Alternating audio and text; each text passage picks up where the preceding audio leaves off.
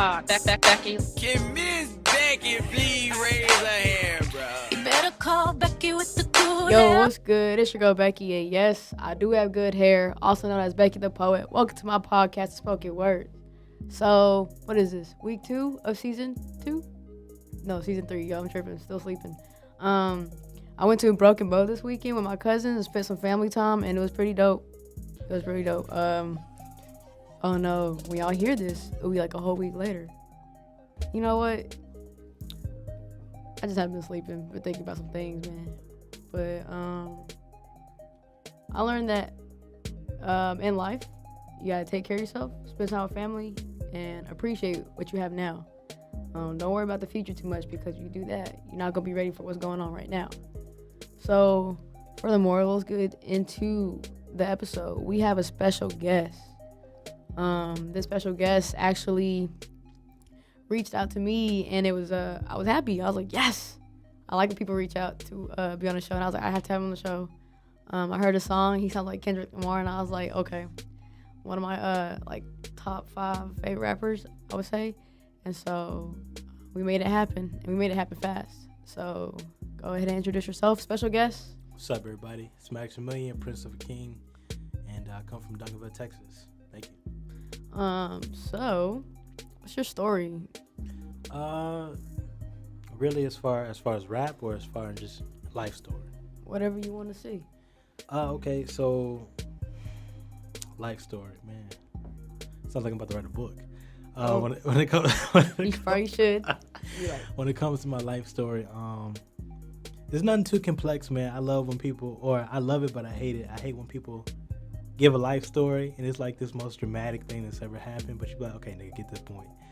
Me personally, I grew up in a family of six family members, a single parent home. My mom worked day in, day out, trying to provide for the family, and just a broken home, but still had provisions. She still was able to provide. Right. As far as hip hop was an outlet for me when I wouldn't be able to fit in at school, because there was a point in my life to where I wasn't the coolest or popular kid in school. Okay. So I used hip hop as a form of a manipulation to get people to like me. You know what I'm saying? They did, but So you thought if you was a rapper, people would, and they fell for it? They did. Okay. And I made brownies too. You know what I'm saying? So What kind of brownies? nah, man. It was nah. It was So I'm regular guessing you went to Duncanville High School? Oh yeah, my gosh. yeah. Lord. Yeah. So what inspires you with your music? Because I like, as I said before, you have a Kendrick type of vibe. Thank you. And even I watched your music video, it tells a story. I just today watched Nappy Head all the way through, and it was a good video. Go ahead and explain why you created that song and why the video was visualized that way. And shout out to Maurice Films, because he shoots a lot of Dallas artist videos. Yeah, I gotta give credit to where credit is due, man. Maurice, whenever you watch this, bro, I love you, man. Like, he brings all of my audio visuals, he brings that to life, man. That's and amazing. the dude he's gifted. But as far as Nappy Head the Israelite, it was actually Maurice's idea. When I came up with the song, Maurice, I hit him up and he was like, okay, bro, I like the song, but let's go with a police brutality, because it was originally supposed to be like a slave type of visual, but he was like, okay, let's do a modern day slavery. And I was like, well, what do you mean? He was like, let's do a police brutality type of scene. And at first I was with it, but I wasn't feeling it, but I was with it. And then when I finally saw the visuals, I was like, bro, you fucking dope. You dope, dude. So Right. Yeah, that's that. The message behind it, basically, when you hear the song and when you hear the visuals, the song has nothing to do with police brutality when you hear it. Right. It doesn't even sound like you're having a bad day. Exactly. But when you see the visuals is like a dogma. It's a dogma, you know what I'm saying? You're having a bad day, but you can always have a good ending. You can Right. always have a great ending if you just keep hopeful. You know what I'm saying? So Yes. that's the whole purpose of Nappy Head the Israelite. That's pretty nice. So it sounds like you had the song, right? Mhm. And you reached out to Maurice to create the visuals. How does that work from rapper to videographer? How is that communicated to what you want? It's simple. It's really networking. Like, I think a lot of people are, I wouldn't say a lot of people are afraid, but you just have to know how to talk when it comes to networking. You have to have a goal, and you also have to decide how you're going to meet that person with that goal when it comes to networking. So when I hit up Maurice, the dude replied back quickly, and he hit me with a budget. I was able to do the budget, and then after that, we just started talking ideas. Right. So, yeah. So we talked on the phone, and you asked me, what is college to you? So, what did you say college was to you? It was like a networking. I think college is, and I'm glad that I get asked this question again because I love to clarify it on every interview that I do. College to me is good as long as you network. But I feel like if you're at college because your parents told you to go, I feel like that's the biggest waste of time in your life, because you have everything that you need to do in your life, at least everything that you need around you in your own little town. I don't think you have to go to college to do it. Right. Unless you want to be a nurse, you know what I'm saying? Or of course a city official. Right. Go to college. But if it's something like this, starting a podcast or starting a radio interview, you don't have to go major in, audio. Like, you don't need all that. Right. I think you can learn, the skills, but networking. So when you say networking, like, who are you networking with? Man, anybody who knows a little bit more than you. So would you say maybe your main goal is professors? Wouldn't even say so much professors. I would say students, because there's some students who they don't know more than professor, but they know a little bit more that you may need. So, like, let's say, in college, who did you network with? Well, I didn't go to college, but as far as my rapping career, when it came to networking, the guy that I networked with is a rapper named Cliff. Now, he went to college out in California, and so he met this guy named Louis G down here in Dallas. And shout out to Louis G, my producer and engineer. When Cliff met him, he introduced him to me at a show. You know what I'm saying? And that's where me and him linked up, and it was history from there. Right. So, yeah. And you said you're from Detroit, Michigan, right? And how long have you been living in Dallas? I moved to Dallas when I was 11 years old. Right, so, yeah. So how big of an impact is networking in Dallas, coming from a different city and state? Huge, man. Huge. I think Dallas is the next wave of rap. Like, even though there's so many different sounds out here, like we got B. Anderson and John Doe from California, me personally from Detroit, Torn from Louisiana, shout out to Torn. I feel like with so many different rappers from so many different areas coming to Dallas, I feel like Dallas is next up as far as networking. So, yeah. So, do you look for networking events? Or do you just kind of just have people invite you? I don't think any opportunity given in life is invited. You have to go out and look for it. If you sitting on your ass and I can't wait for it to come, you're going to be waiting for a long time, bro. Right. You know what I'm saying? You have to get out there and walk. Ain't nobody going to give nothing to you, man. That is true. You think social media is powerful when it comes down to networking, and I guess it's the new advertisement to events for people? Yeah, I can't remember who I was talking to the other day, but they told me, they said the music industry is different from how it was back in 2002. They said the music industry, you needed radio back then to blow up. Now you need a social media and Instagram, you know what I'm saying? So, right. Yeah. So you mean like a good following thing. So was it hard for you to grow your following? At first, like for a couple of months, it was hard because I felt like I put out good content, but it wasn't being portrayed in the right audience. So when Instagram came out with that Instagram promote thing, man, I jumped on that quick. I used it so quickly because it works. It really works. So who are you trying to target with your music? Oh, man. I'm a lyrical rapper. So everything that I say, I put a message behind what I do. So I look up to Kendrick Lamar, Eminem, even Ice Cube. I don't know. Ice Cube is not much of a lyrical rapper, but you know what I'm saying? He, somebody gonna disagree. Don't take it the wrong way, but Ice Cube is more of a G-Funk rapper. You know what I'm saying? But I look up to artists who have something to say. So I'm an activist in my lyrical words. Like, I just want to speak to people, touch people's lives. So that's my mission. Are you leaning towards a certain message, like political, depression, or the stuff in Black Lives Matter or anything like that? Where are you leaning towards with your music and messages? Man, J. Cole said that too. He said, people will label you. Like, it's impossible. People are gonna label you once you start making certain type of music. Right. So I just say I make any type of music as far as a message.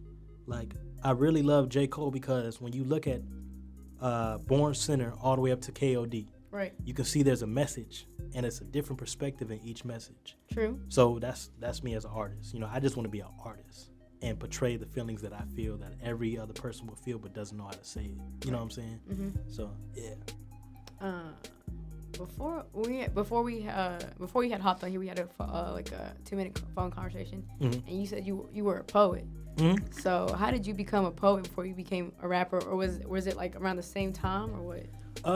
In 5th grade, my teacher, Miss Coppersmith, she gave me a what is it? What are those rhyming books called? Is it like Thesaurus? Yeah, the thesaurus. She gave me the thesaurus, and it was like some type of theme month. I think I had to be Martin Luther King or something. Mm-hmm. And so she told me to get into the thesaurus and studied it. And so I started studying it. How do you study a thesaurus? Man, I think you just. I don't know. Like, she just. That's like someone giving you a dictionary, be like, all right, read, start from A to but Z. That's dope. Dang. Because that teaches you to expand your vocabulary, man. And she really helped me out with that. Like, she knew I was a speaker. Right. You know what I'm saying? So she was like, yo, here, take it, study it. And I took that to heart, and I was like, okay. And I just studied it from there. So can you spit one of your poems right now? Yeah. This one is called, I forgot the name of it, but I know it off the heart. I said, I'm living life on 100 miles per hour. My power is only higher like graduates who from Howard. You bastard rappers are flowers. I'm bigger than Eiffel Tower. Prince of a king in my gene, and your DNA is a coward. And then the second verse leaned more towards Michigan. I said, I'm living life on 100 miles per hour. My power is only higher. I'm sorry. I can't even remember. I'm honestly, I'm really amazed that even when you're reciting this poem, Yeah. I'm not gonna lie, you sound like Kendrick, like all the way. If you guys agree, please comment, let me know, because I think I'm tripping. I hear Kendrick in his song, in his poem, and just like those pauses. Even if you made that sound effect, it's dumb, but it's like it's dumb, but it's like you're. Well, I mean, at the end of the day, as far as hilarious. poetry too, like I hope most of my poems are written in that song. I definitely want to share it with you before Right. we leave here. No, But you can. I hope people don't compare me to Kendrick a lot coming Right. up, because You want your own identity. you do. Like, I think it's my voice that people say I sound like Kendrick, and I don't try to sound like him. It's just my voice. How Right. can I change the way I speak? You know what I'm That saying? is true. So, I get that a lot. Yeah. So with your music and being out here in Dallas, where do you want to be? What is your end goal? Oh man, I'm from Duncanville, so I'm from Detroit, but I've been in Duncanville since I was 14. Mm-hmm. I don't want to get on with this rap thing, man, and forget where I came from, because I owe it to Duncanville. Duncanville formulated and shaped the man who I am today. My mindset, my morals, what I stand for and believe. So my goal is to get out of a small town and show people, yo, if you want to be a nurse, you want to be a mathematician, just put your mind to it and do it. That's what I'm doing with rapping. You know what I'm saying? I feel like you have no excuse once you have everything that you need in your circle. Right. So break it down to the people who are like trying to come out of a small town and trying to, like, I guess, be somebody or be somebody more than what people think they are. Really, it's just networking. Like I said originally, when it comes to any type of event, you just have to network with people. Shout out to Raw Elements. When he put me on the Open Mic and Chill show, I networked with this one guy. I can't remember the guy's name, but he was the host. I have his phone number now, you know what I'm saying? And if I ever need help setting up a venue, or if he ever wants to put me on a show, Right. bam, I got his phone number. So I would have not gotten his phone number if I didn't go out to the show. Right. You know what I'm saying? So it really is networking. So Okay, so let's put this in a scenario, right? Mhm. I'm a new artist, Mhm. and I want to put myself out there. Now I have a couple of songs on SoundCloud, right? Mhm. But I'm shy, and go to networks. It's hard to talk to people, but I support them, so I always buy their shirts, always buy tickets. I always I'm always there, but I never have the guts to talk to somebody. What advice would you give to me in that situation? When you say talking to somebody, you mean like walking up to somebody and saying, "Hey, I do such and such." Right. For example, okay, let's see. I saw you in concert, right? Right. And I like your raps. Appreciate your music, and I want you to guide me to where I need to be with my music. Where would you start? It really starts with confidence. I used to say all the time, people don't believe or they don't care until they see how much you care. If you go out and you talking to people about you're a rapper, okay, you a rapper, you on SoundCloud, where the link at, homie? You know what I'm saying? Where's the shows at? You have to be confident when you talk to people and tell them, yo, this is what I do. I got to the point in my life to where when I started off rapping, it was so intimidating for me to tell people that I was even a rapper because the statistic of how a rapper is looked at. But when you take that and you say, okay, well, if you're looking at me like that, how come every woman in college wants to be a nurse? They'd be like, well, that's not true. I say the same thing with rapping. Right. But not to get off point, my point is you have to be confident, man. You really have to look at your career and say, okay, this is what I want to do. And despite whatever I want to do, I'm not going to let nobody in my way. Right. Either you with me or you against me. If you're not with me, I'm going to find somebody else who's with me. True. So, I know for a long time, so my angle is be a physical therapist, right? That's what it is right now. But I like doing poetry on the side. So when I go to open mics and people ask me, hey, what do you do? What are you here for? And I would tell them, like, I'm kind of a poet. Kind of. And then this lady was like, what do you mean kind of? And I was like, I do poetry here and there. And she was like, so who are you? What do you know? And she was trying to get me to say that I am a poet. Right. You know? And right now, like when I go to events, whether it's a music event, art event, I confidently say that I'm a poet, because people will appreciate you. And not many people walk around and say I'm this and that, because confidence it's hard to find within ourselves. And I feel that it takes time for us to realize that, dang, that's what we need. Because I know I have friends who are music artists, photographers, models, trying to be rappers too as well. And I kind of I help manage them, right? I help them find gigs and I support them. And even I sometimes, I'm not good at what I do. Well, okay, I'm good at what I do with these two people, right, that I work with. But when I go out into the world, I'm kind of their manager.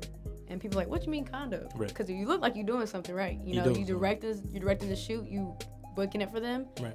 But why you downplay yourself? You know, if you are, you are. So understand that, I guess, to the advice to people who don't have confidence to say, like, I'm a rapper, singer, model, because people think these are unattainable goals. Or, like, that's just a dream, you know, because you have to be lucky to be a rapper. You have to, you know, whatever, not even... Or another point, you have to move to California. Exactly, or New York, whatever. That's it, to me, because I watched the whole Forest Hill Drive. Shout out to J. Cole, man, Cold World. I watched the whole Forest Hill Drive performance yesterday, and one thing he was saying in the performance is he feels like he hates how he had to move to New York to find out he could have stayed in Fayetteville the entire time and did what he did in New York and Fayetteville. And so when he said that, I was like, damn, I can do the same thing in Duncanville. I don't have to go nowhere. You know what I'm saying? Dallas and Duncanville is all I need. Right. And if Dallas and Duncanville is not messing with me, I'm still going to stay here. But I know on TuneCore, somebody out in Belgium is messing with me. You know what I'm saying? Somebody out in Atlanta is messing with me. And when I start touring out in those areas and I start grasping more, you know, fans, Dallas and Duncanville will be like, oh, that dude from here. You know what I'm saying? So it's dope. It really is. That's kind of like the whole... I think Raw Element spoke about this when he was on Talking Greasy, talking about how when he moved somewhere, he got more love in that city than he did here in Dallas. Yeah. And it's nice to have someone like you who is putting on for Dallas, whether they put on for you or not, you know, because at the end of the day, someone's going to fuck with you, to be real with you. And someone's going to always go to your concert. Someone's going to always buy your merch. Someone's going to always buy your album. There's always that support team. And then when you get big, you go and sit there at J. Cole's concert, be like, my day ones, and everybody's going to scream, but, you know, half of them ain't really his day ones. Right. I mean, even with Erykah Badu. Everybody loves her now. Right, exactly. I didn't even know Erykah Badu was from Dallas. I didn't know that at all. Honestly, I don't really. That's crazy, though, but you know what I'm saying? Look how much Dallas loves her. Yeah. Dallas will go crazy over Erykah Badu. If I was to say Erykah Badu is from Florida, somebody kill me. They'd be like, bro, you crazy. She from Oak Cliff, Dallas. Right. Like, they would mean that. And then people start naming her songs, albums, her whole history, her whole life story. So, I mean, that's how it is with me. You just have to claim where you're at and be proud of where you're from. Right. And you have to know why you claim it. Why are you, like, I claim Duncanville because Duncanville made me who I am. Anybody who knows me personally, from age 14, from Kennemer Middle School all the way to Duncanville High School, they know the transition of the lifestyle that I had. Right. They know why I claim Duncanville, and I'm not just claiming it because it's some Ville. I'm claiming it because that's where I came from, man. Right. That's where my heart is at, you know. Yeah, because I even saw that. I was gonna ask you about why you put on for Duncanville so much, you know, because I was reading your YouTube description, and so I was like, and I was trying to listen to the song, thinking like maybe he was like rapping about Duncanville, like the high school. And I was like, oh no, he's just putting on for the city. No, not even that. I love my city. Duncanville, I think, is the 5th largest high school, and I think either America or in Texas. But that high school is so, man, that high school needs help. It needs help, but it also has guidance and direction. And I felt like when I was there at that high school, I felt like I helped a lot. And I really appreciate what I was able to get done at that school, because a lot of people got help.